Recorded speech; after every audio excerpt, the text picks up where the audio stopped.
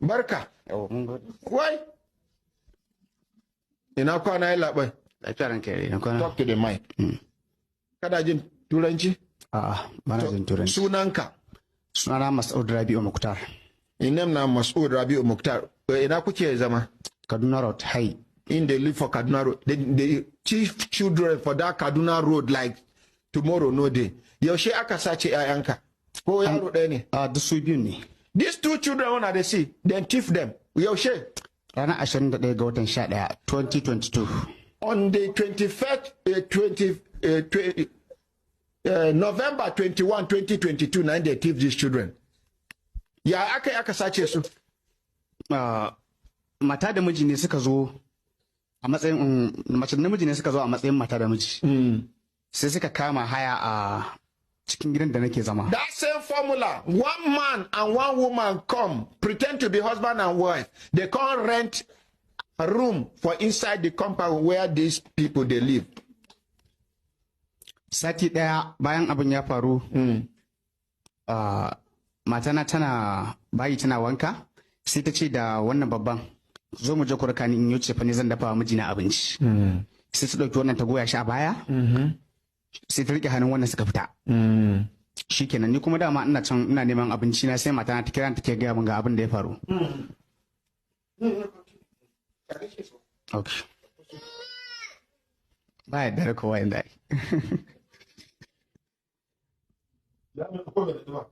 Ya natsu. Shikenan da ta gaya min abin da ya faru, sai ni ce to. After 1 week, where those people rent that room. 1 week. Now she wake up. You know, normally they go win your confidence.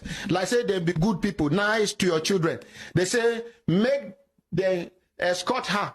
So just show me. Kayan ce ban za ta yi mijinta abinci. She won't go buy soup ingredients for her husband. Now she back this one for back, can't hold this one for hand.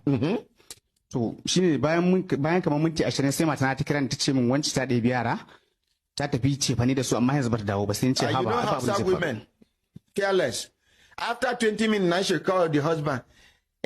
Matan nan ta ɗauki yaran nan sun je kasuwa ba su dawo ba. The husband, they tell the husband say that their new neighbor carry these children come out to go market to, but now up till now they never come back.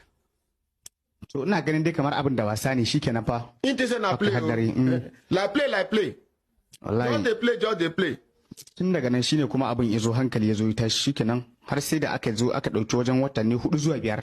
After 5 months. Sai muka dama tun da abin ya faru wa shigari sai muka kai kara Tafa local government division na Tafa. As soon as the thing happened, they report the matter to Tafa police station. Daga nan sai muka kara dawo da shi na SAS office. They come report for SAS office. Abbatuwa su kuma sai Allah ya ba mu sa'a sai suka kama mazan da suka saci namijin aka kama. Coincidentally, as they reach Abbatuwa, the Abbatuwa police don't arrest the man. For another case, wani case ne daban ko? Mana, wani case ne daban. Other children with them thief. Shikenan to dama shi wanda ya ɗebi ƴan nawa da mata da mijin sun sato wasu asilaja kwana 3 kafin a ɗibina. Oh, even before they thief this one, that woman and man been done thief some 3 children from Suleja before they can't thief this one. Sun kawo su gidanku ne? A'a. Okay. Kawai sun je sun ajiye su a can wani guri daban.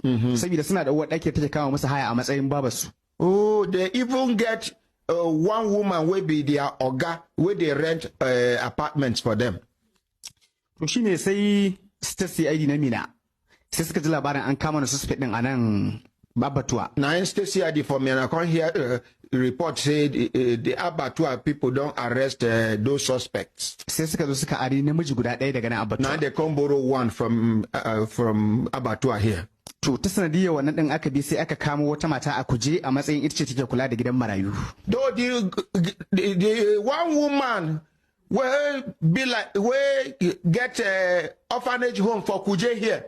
Now she be one of the gang leaders of these people where they thief children.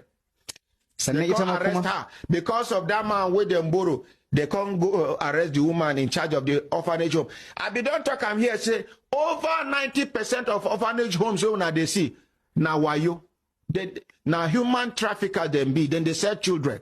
Over 90%. One time why I expose these people, where they go operate, arrest one woman and her gang for one house where they gather children. Just because they display something from minister office here. Children where they don't rescue. I hear some minister give order, say, because the woman use all these journalists when they get fear of God. They come some kind of report where go be like say it go embarrass government.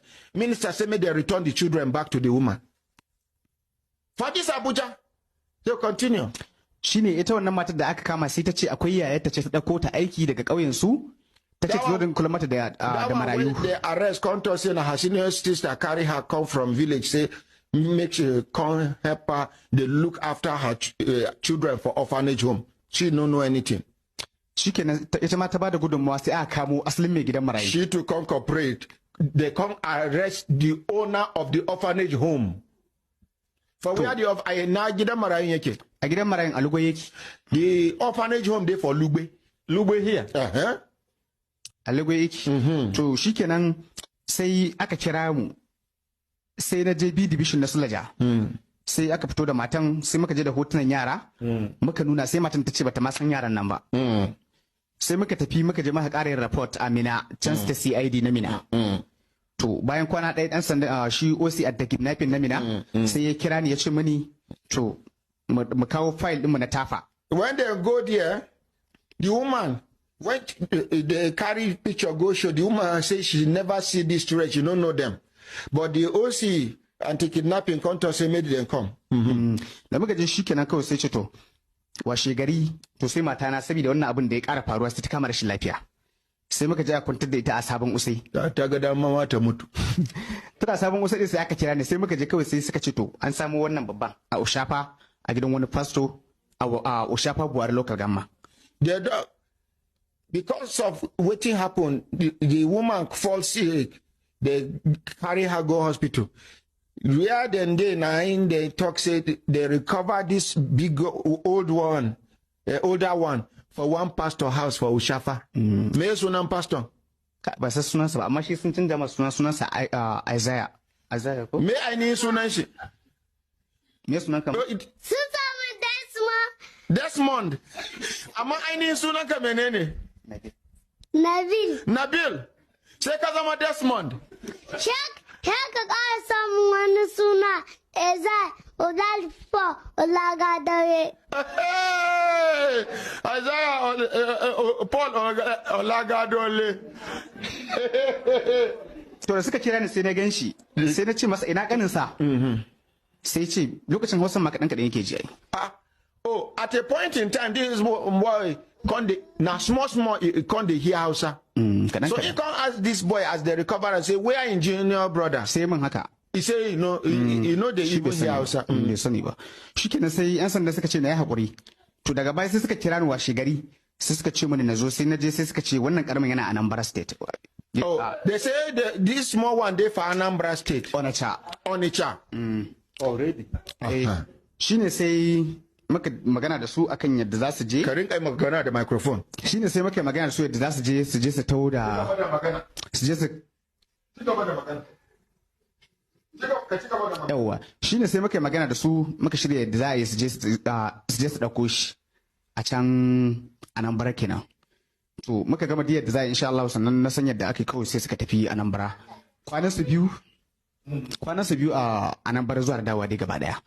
Sai suka turo min da hotonsa suka ce min shine wannan nace to shikenan to shine sai suka taho. So after 2 days for Anambra, now they recover this pikin consent in picture. Say now be it. They say yes. Now they can't carry the pikin can't come back. Sun sai da su 500,000. They said them 500,000. Two of them 500,000. Say okay, yeah, in Nabil. Ba ta yanke shi amma take bayan shi take dukan mutum idan ta zo. The woman they beat them and she know they give them food.